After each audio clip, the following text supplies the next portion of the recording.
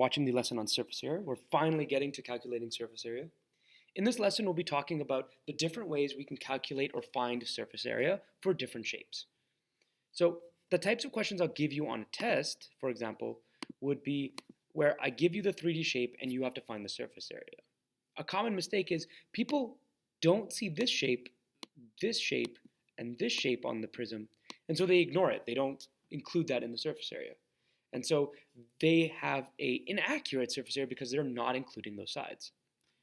For this shape, we have the net, and we talked about nets, right? And so you need to be able to calculate the surface area of a 3D shape using just the net. And I find this a little bit easier because all the faces are visible, and so you can just calculate the area of each side.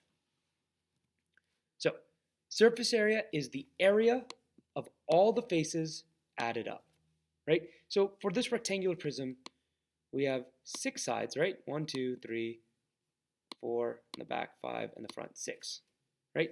So we have 6 sides. So we have to find the area of each shape, of each face, and then add them up.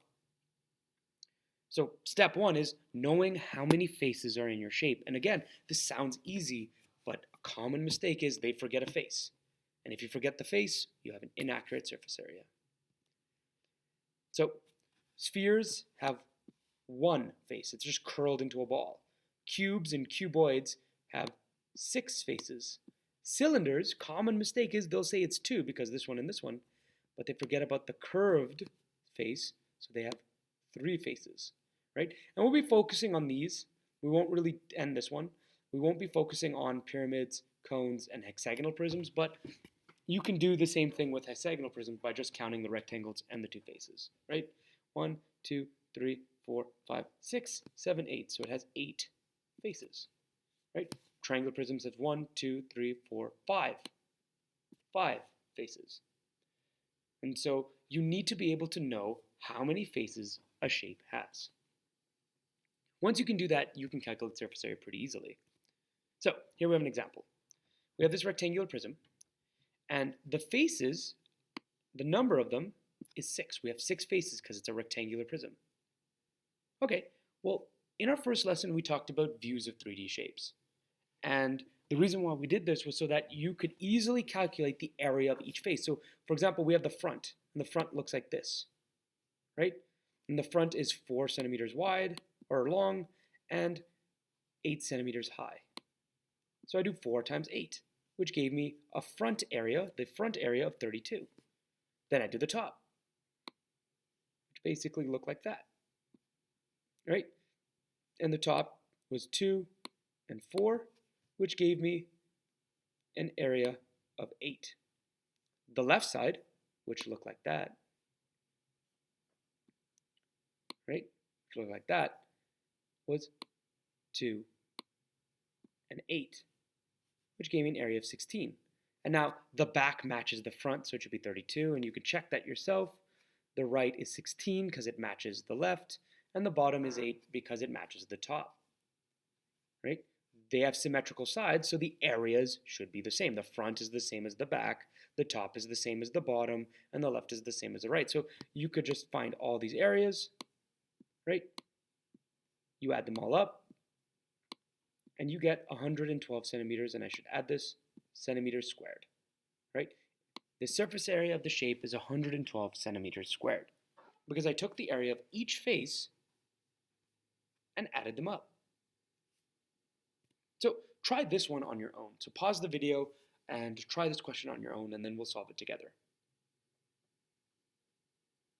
Okay, so with this triangular prism, you have the height, the length of this rectangle side, and the length of this rectangle side. Well, let's try and find the front. The front is a triangle, right? So it looks like that.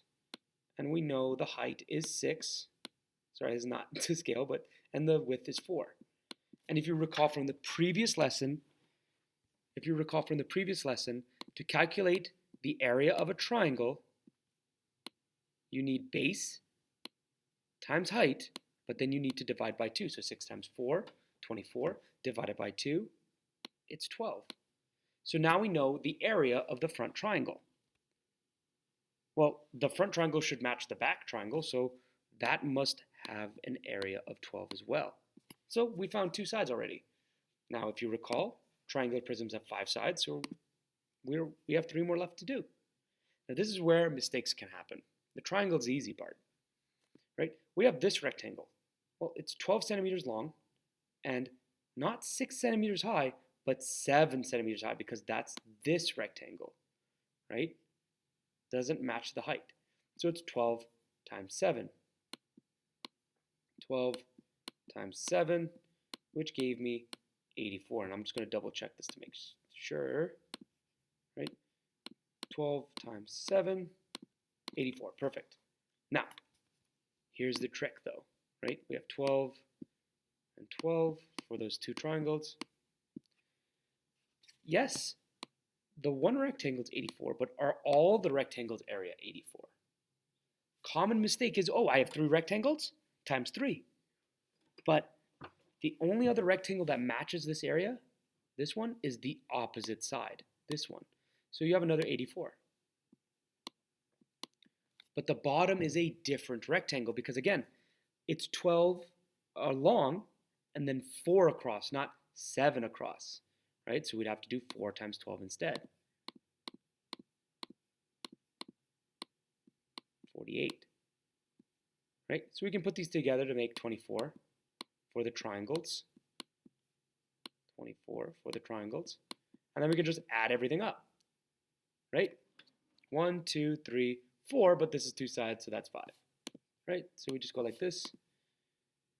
84 plus 84 plus 48 plus 24, done. We have a surface area of 240 centimeters squared. Now, again, the trick that'll happen for these types of questions, especially triangular prisms, is people will confuse the height of the triangle for the height of the rectangle. Another mistake people will make is they will think all 3 rectangles are the same when the bottom is actually different. So be careful about that and don't make that mistake. Sometimes you'll receive a net instead of a 3D shape. The surface area can be calculated in a very similar way. It's actually kind of easy because all the sides are given to you. We have this square. Okay, well that's the base. 9 times 9, 81. There's our surface area for that one. Okay, now we have this triangle, right? We have this triangle. We have 12 and 9. Well, it's base times height divided by 2. So 12 times 9 divided by 2 is 54. So it's 54. However, we have 1, 2, 3, 4 triangles. So times 4 is 216 plus the 81, which was our base, 297. So the area is 297 centimeters squared, right? Because we have 4 54s because we have 4 triangles. I'm just going to fill this in. It's not cooperating.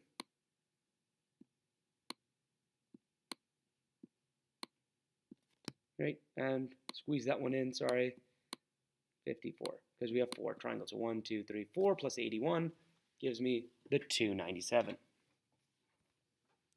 And so basically, you can calculate surface area using nets and 3D shapes. So try this one on your own, right? Try this shape on your own. All right, so hopefully you pause the video. For this one, you just find the area of each rectangle because each one's a face. So 5 times 3, 15, right? 3, oh no, I don't have this length. How do I find that? Well, this one gives me that. And they need to match, so this one's also 4. So 3 times 4 is 12, right? Well, then this one is also 3 because these need to match. So that's 12, right? What about this one? Well, I know that this is 5 and I know that this is 4, so this must be 20. 3 and 5. 15, right? And again, these need to match. And then we have the top, 4 and 5, which needs to match, right? Which is 20. And then you just add them all up, right? So we take this, boom. I'm just going to do it quickly. 20, 20, so 40, plus 2 15s, 30, plus 2 12s, 24, surface area of 94, right? So the challenge of using a net is Just because this side isn't given to you doesn't mean I don't give it to you somewhere else. So take a look at the big picture. All right? So try this. Is a blurry picture, gives me a headache, but try this one. Right? We have a triangular prism. 1, 2, 3, 4, 5 sides. Right? 8 and 5, 4, 3. You might need to fill in some of the blanks to get the rest of the surface areas. And if you need some more practice, these questions are good. Try those because our quiz will be focusing on surface area. One last slide. If you feel you're up to the challenge, try this shape. It's not a shape that we'll discuss too much of. It has too many sides. It's kind of a pain to calculate, but basically the same principles apply. So thank you for listening, and I'll see you next lesson.